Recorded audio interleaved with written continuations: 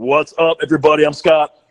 I'm Jason. And you're listening to Liquid Kernedge, post-Easter edition. Do you have a happy holiday? I did have a happy holiday. I was down in Tucson visiting with Noreen's parents, so it was a fun time, and it was very low key though. Very nice. It was very nice. How about you? Did you do anything fun? It's actually a very low key weekend for me as well. It was, I didn't do much. I stayed at home. Okay. I ran to Bullhead on Saturday and did a couple things, but yeah, nothing major. It was a very uneventful, recharging weekend for me. Yeah, but you need those every so often. Oh yeah, well, I think more than ever. But it's also a holiday to celebrate if you're a religious person, it's to celebrate your blessings and celebrate the things that make us just lucky to have good blessings in our lives. Absolutely, it's funny watching the social media feed yesterday. All the people that for a fact never go to church seem to go on Christmas Eve and Easter. Like this forgives all, which in their minds, if it does, great. I'm not one to judge, but I just was very entertained by the people that the one day a year they get up and they go to the sunrise service or they get all religious. I tried to keep it in tone with the funny, lighthearted, yet a little bit of religion, because that's the way I was raised with Easter. Very old school, traditional.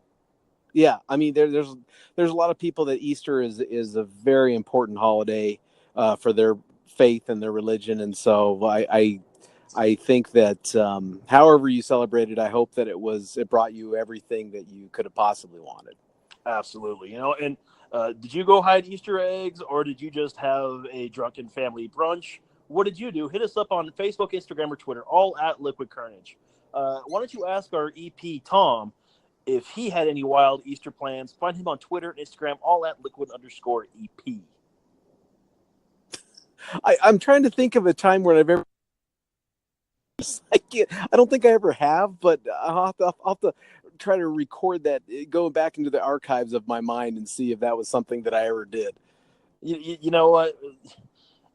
Anymore, anything's possible. You might have forgotten some Easters at this point. That's true. We are getting older, buddy. Once you get to be my age, you'll learn. It's all relative. Trying to keep your mind as much as possible, as active as possible. I agree. So I gotta tell you the story. Tell me. I've binge watched a lot of TV shows, and we've talked about that on the show. Just the different shows to binge watch and why people do it and why there's benefits to it versus regular TV. Correct? Yes. So as most of our listeners know, Game of Thrones is in the final season, like the final 7, 8 episodes, whatever, and the world 6, but yeah, the world comes to a screeching halt when the show is on, and then social media blows up with memes and with no spoilers, this and that and the other thing, and it's a very interesting thing to me because it's a worldwide phenomenon, is what it seems like. But then when you see it, there's a whole section of the world that hadn't seen any episodes. And I will freely admit, up until a few weeks ago, I was one of those people. Have you caught up at least? No. What? And here's why. I don't see the reason to rush. For years, I promised people that have like doted about it that I will watch it. I will get to it and they took 2 years off between seasons and this final season, so that I had time. I don't need to rush through it just to have to sit and wait. Okay. But as you know, life has happened and life gets busy, and I've invested myself in what TV I do watch. I've invested myself in those shows. Okay. The Walking Dead. That comes to mind. Barry. The shows that have been on for a couple years, the one that I'd rather watch. So I've just always passed up on it. And I finally started watching Game of Thrones the other week. And I have to admit, it's been hard for me. And I know I'm in the minority, but I'm trying to stick with it to see what everyone talks about. Right now, I am on episode 3 of season 3. So have you watched the show? I'm caught up. I'm completely caught up. Yes. You're completely caught up. Okay, I am on. In fact, I've binge watched it twice now. So I binge watched the first time to catch up, and now I've binge watched again just so I know what the final season holds. So yeah, I'm freaked. Yeah, go ahead. Okay, no, I'm just saying it blows my mind the looks you get from people that say you don't watch it. Oh, It's almost like a little bit of ostracization. You know what I'm trying to say. Yeah. But hey, I experienced the same thing when we were in Kingman and the group of people dead. Noreen and I stopped watching after like season 2. Mm-hmm. So we don't know anything that's happened since like a certain moment that I even joke with you sometimes and say, "Oh, hey, did she ever have that baby?" And you always say, "Dude, that baby's like 9 now or something like that." 32. Yeah, exactly. Legally driving and drinking. Exactly. So I know what it's like to be ostracized. It's not even an ostracism because of a choice. It's, dude, you can't watch the show if you're behind. You just can't just jump in the middle of it's like watching Walking Dead. A sitcom. Yeah. And even The Walking Dead, if you don't know what's going on, you're completely lost. Gone are the days where you could turn on an episode of Andy Griffith, and it doesn't matter what's going on because every episode's episodic, and seasons don't have an entire arc like they do now. And I was sitting there yesterday watching it, and it dawned on me last night when I'm sitting there finishing up whatever episode I was on, that this show is nothing more than Deadwood or The Sopranos. It is nothing more.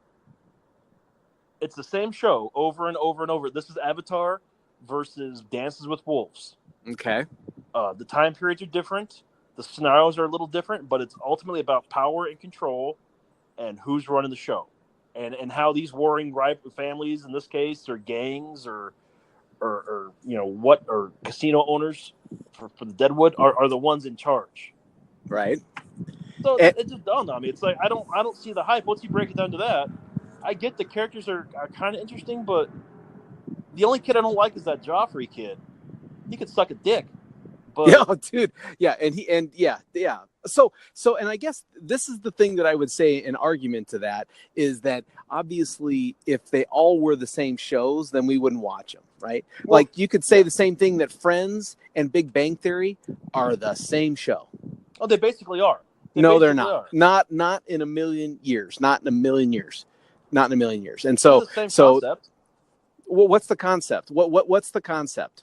Friends living in an apartment building from across each other, their day-to-day lives, based out of that apartment. One falls in love with the neighbor, yada, yada, yada. Everyone lives happily ever after at the end. Okay. The day-to-day adventures that they go through and experience in life. So, yeah, so Friends and Big Bang are basically the same thing. I agree with you completely. And they do say that there are 7 basic stories in the world that get told over and over and over. And once you identify them, you can see it very clearly. Okay. And this is one of those cases. Right. Okay. And see, I would argue that the show itself is different, and that's why we watch the different shows, because even though the premises might be the same, the relationships with the characters are different, the emotional connection is different, the storyline is different, everything is different. So to me, it would be like very easy and important to distinguish that if all the shows were the exact same, then we wouldn't watch them, right? Well, it's the same basic plot is my point getting to it. And you're right. Like, it depends how the writing is and how you receive the characters and how invested you get in the characters. From my perspective, I haven't found anything to really get invested in yet with this show. Really? Oh my gosh. Yeah. So in the first season, when one of the main characters died, that didn't intrigue you at all. You didn't think anything of it. No, I didn't think. I was like, well, that's dumb. Like, I get it. Wow. Like, I understood why, but I mean, what else are you supposed to say? Well, then you're not emotionally connected. You're not emotionally invested into the characters then. No. But you're emotionally invested into the Walking Dead characters. So the question becomes, how do you get emotionally connected to the Walking Dead characters, but not the characters on the Game of Thrones?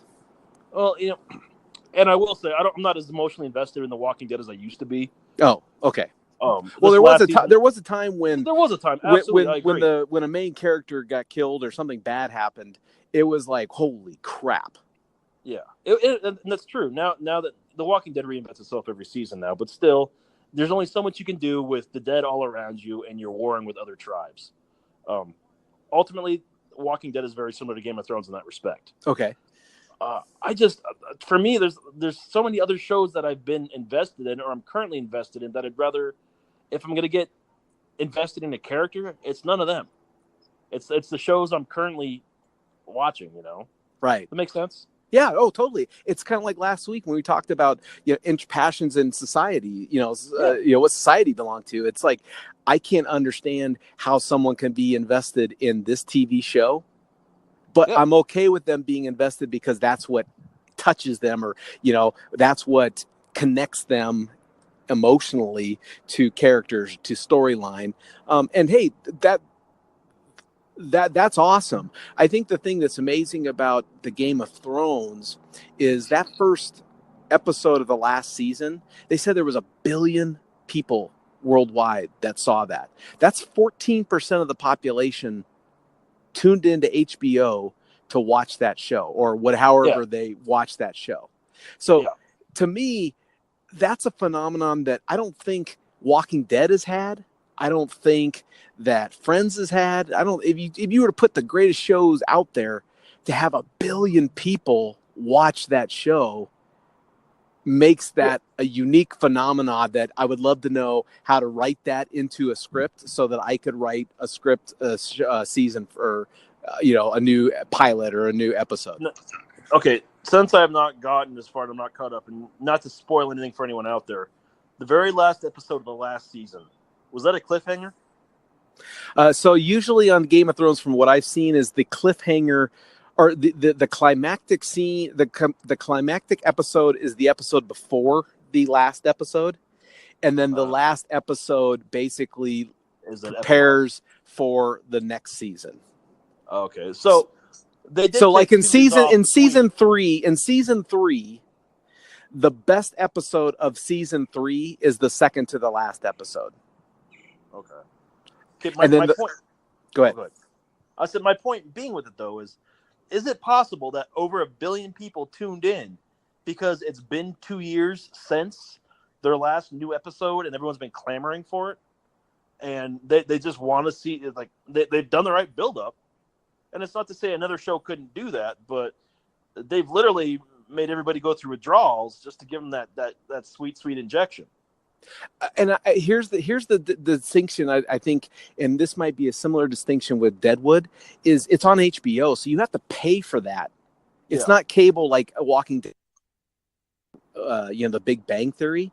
There is you have to pay for that. So for 1 billion people to pay extra money to be able to watch that show tells me that while it could be anticipation, while it could be that they had 2 years to build it up, to me, it's probably, from what I've seen of the show and what I know about it, is that it's just a very well told story with so many different twists and turns and emotional connections that people just want to know how it's going to end. Yeah. And 3 years ago, and 3 years ago, you weren't even watching the show, and now you're watching it maybe out of just the intrigue of what is the big deal of this show. I don't get why people are watching it, Yeah. And I have a feeling that once it does finish, it'll be binged watched by more than there are already people watching it right now. I mean, I agree. I think that's any show that goes off there, though. That's your Breaking Bad. That's your Sons of Anarchy. The shows that everyone's lived and died by over the years. It's just the way you watch TV now. We talked about that. Well, and let me ask you this: like, when did you stop watching Big Bang Theory? I'll be honest. I've never stopped. Okay, so you watched all the newest episodes. Yeah, I'm caught up. It's on my DVR. I don't normally watch them right away, but for me, like after a certain point, like you get so far, and it's coming to, like we're gonna finish this thing, even if it's not getting as good. Like we're gonna see how this thing ends. Okay, so you're one of those people that I've invested in. I've got to finish it now. Yeah, and a lot of our social circle has given up on The Walking Dead, and I can see why. But in all honesty, and I know they won't listen to the show, so it doesn't make a big deal to me. The reasons that they hate Walking Dead are the reason that I'm not a fan of Game of Thrones, at least as of yet. It's that they take so long to tell a story that I just, they're more interested in the artistic art direction than getting to the point.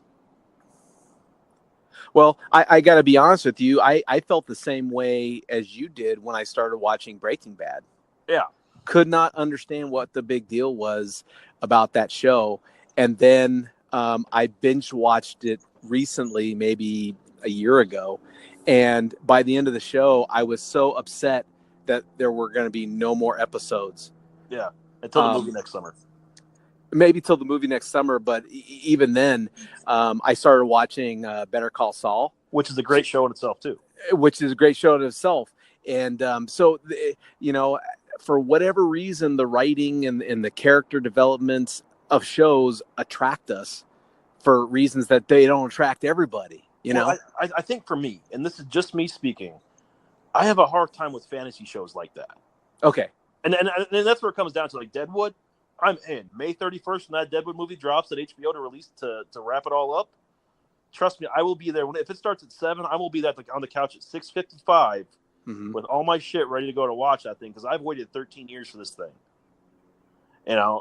Better Call Saul. This is the final season coming up. I'll be there every Monday night when they air that, because I get those genres. I like those dramas like that. I just have a hard time with the fantasy, with like the dragons and I'm the same way with science, with sci-fi. But ironically, though, I'm a big fan of the Orville. Well, and I wonder too. Like, I think everyone has certain interests, because I've heard a lot of people too say I'm not into fantasy. Me personally, I'm not that into like the Avengers and superheroes and stuff. So yeah. I don't like. I'm probably 3 of those Avenger movies behind. Yeah, because I just have no interest in. Because to me, the plot, I mean, the story is so similar, and it always seems like they have to do the same things over and over again. Yet, if I watch the individual stories, like Captain Marvel or Black Panther, I can get into the individual story, but for some reason, I don't get connected or attached to the Avengers storylines. Now, that being said, does it really matter? Whatever our interests are, there is going to be a show that's going to affect us more than another. For example, there's probably certain Avenger storylines that you find more interesting than even other Avenger storylines, because either the character you relate to better, or you enjoy the problems that they run into better than other ones. It's funny you mentioned that, you bring that up, because JP and I were talking about the other day. Now, JP is our intern. Is he still our intern, or is he promoted? He's on again, off again intern. Okay. It's complicated. Okay, it's complicated. There we go. Complicated.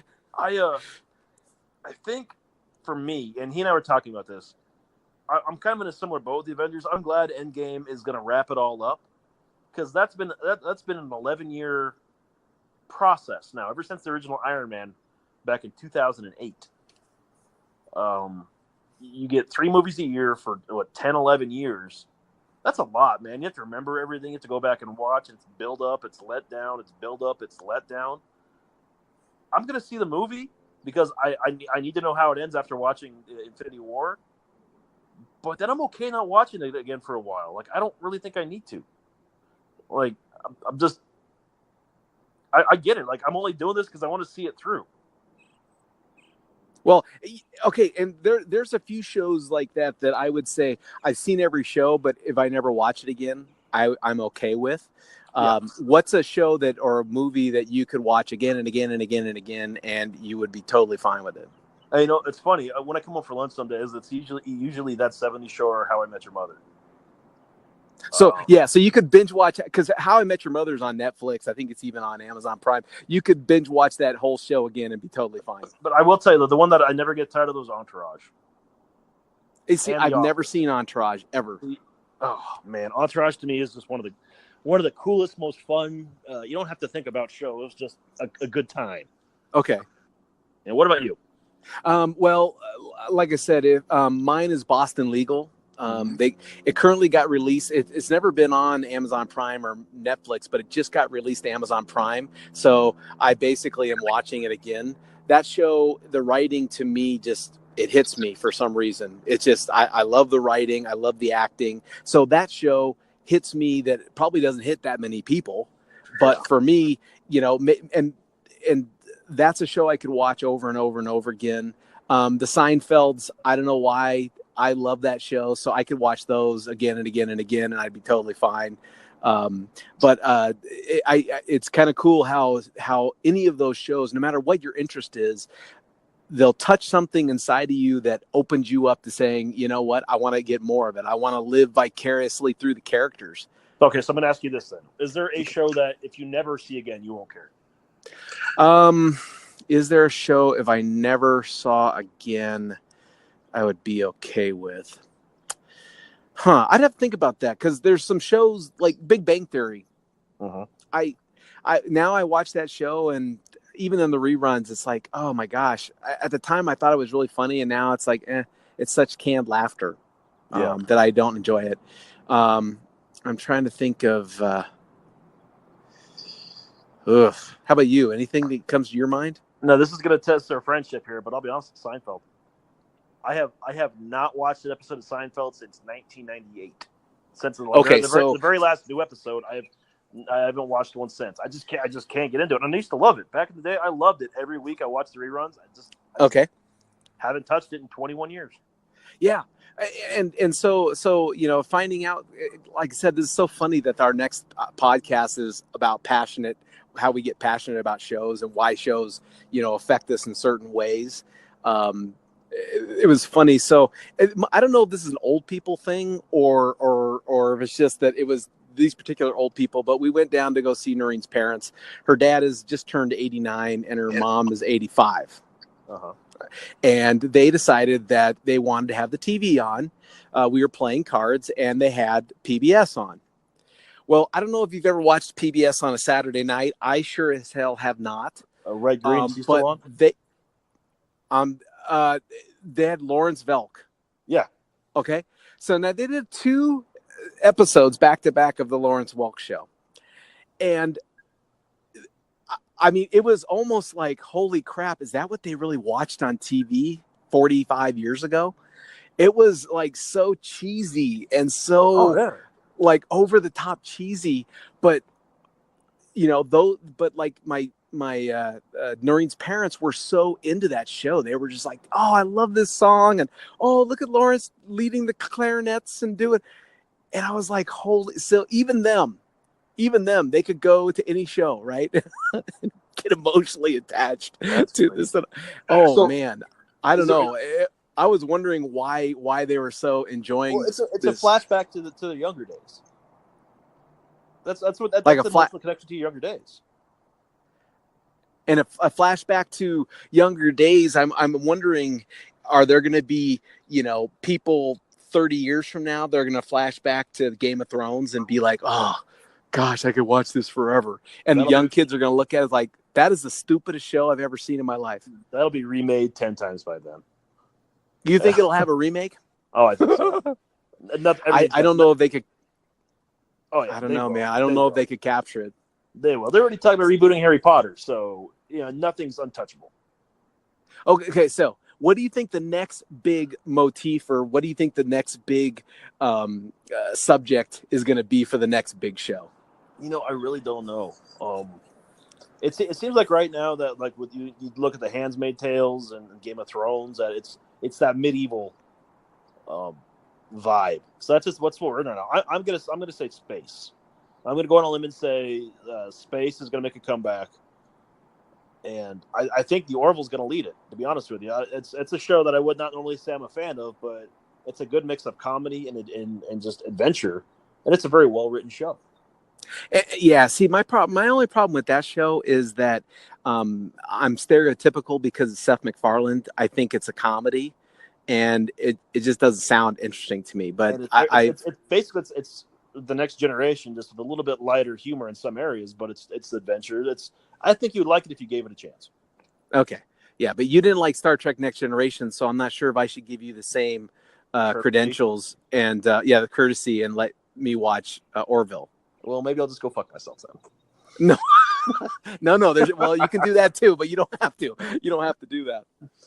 Just to kind of wrap up this conversation.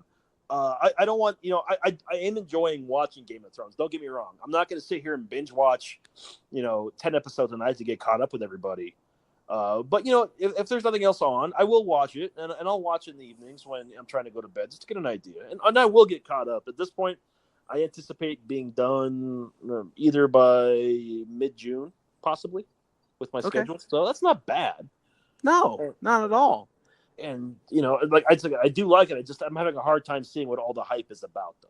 If that makes sense. Yeah, no, I totally get it, and I felt the same way about Breaking Bad. And then once I watched it, I couldn't believe I didn't watch that from the beginning. Yeah. You know what I mean? Like, I couldn't imagine watching that, and not being like totally moved to watch all those shows from the very beginning. So I think it's one of those things that maybe, like everything in life, it comes to timing. And when is the timing going to be right? Yeah. Well, timing is very much everything in life, Yeah. That is something that people you don't realize till you get a little bit older. I think the one thing that we talked about maybe privately, but one of the biggest things is it is amazing the scores of good writing that is coming to television now. Oh yeah. It's almost like the movies are now focusing so much on just the true stories, like telling the true story or of poles, like big ne- blockbusters. Neil Armstrong, or all these true stories. They're so focused on those, and the TV is focusing so much on these excellent writing ensemble casts, and it's kind of neat how that has transformed over the last 10, 15 years. I have a different viewpoint on it. I think Hollywood's going more toward the big tentpole pictures, the blockbusters, and they only do the biopics for Oscar season. I do think TV writing has gotten better because of the platforms. Now that you have your Netflix, your Hulu's, your all your everything, your a la carte, if you will, your Amazon Primes. There's more variety, and if the show doesn't get picked up by one of the major networks, it has options to go elsewhere. So shows that might not have been on the air 10 years ago are getting legs, and you're seeing shows that people thought wouldn't be good turn out to be amazing. Well, and doesn't it help though that some of the biggest name actors are now moving to TV to do their shows? Absolutely. It's because you do these dramas, and everything turns into like a 10-episode story, as opposed to like episodic, where this adventure happened this week, and then on next week's adventure, it's something totally out of left field differently. It's every episode builds on the last one to a major resolution at the season finale. It's like telling a 10 to 12 hour movie versus trying to condense it into a 2-hour movie. Well, and I wonder too if a lot, because now I'm starting to see more and more with some of these TV shows with like the big name actors that more of them are getting into executive producing and directing, and maybe it's giving these actors who want to expand outside of just being an actor an opportunity to do more in their craft, like the executive production or the direction. Maybe that's why they're moving over. I'm sure it's got something to do with it too. And let's be honest, someone like Kevin Costner, what's his role going to be in a Avengers movie? Or what's his role going to be in the Fast and the Furious? If everything is focusing on these big blockbuster themed movies, he's going to be a supporting character from the government or whatever else. Exactly. But if you give him the show Yellowstone on FX or whatever, he's the star of that show. He can maybe even earn some money being the producer of a show. It gives him more leeway to kind of flesh out some of those big time characters, and maybe that's part of it too. Oh, I agree. So why don't you tell us what your favorite show is that you've been binge watching, or are you a giant Game of Thrones fan? Hit us up on Facebook, Instagram, or Twitter, all at Liquid Kernedge. And I know Tom's a fan of Game of Thrones, and he's probably going to hit me hard for not catching up on the show sooner. But hit him up at liquid_EP on Twitter and Instagram. I think the good thing is that there is a show for everyone. Absolutely. Even the people who don't even like TV might watch the Game of Thrones because it touches them, or might watch Big Bang Theory just because they, like that. So that's the best part about these shows. So, and I will say this as a parting comment, one last comment before we wrap up the show. I always have to laugh when someone says, "Oh, you'll love Game of Thrones." There's just so much sex and nudity everywhere, and violence, and normally, not to stereotype, but it's a married person that says that, and I just look at them because I'm a single person and say, that's fine and all, but because I'm single and I have the internet, the sex thing doesn't make the show any better, any worse for me. It's a lot more readily available. Yeah, and a lot more realistic than a little flash in the pans. Exactly. It's like, I mean, I'm glad it helps, but it's not one of my make or breaks. So there we go. Yeah, there you go. Jason, why don't you take us home? Man. All right. Hey, thanks everyone for listening, everyone. We'll be back next week for another exciting episode of Liquid Kernedge. That was Scott. I am Jason. And as always, if you never know quite what to say, just have yourself some Liquid Kernedge.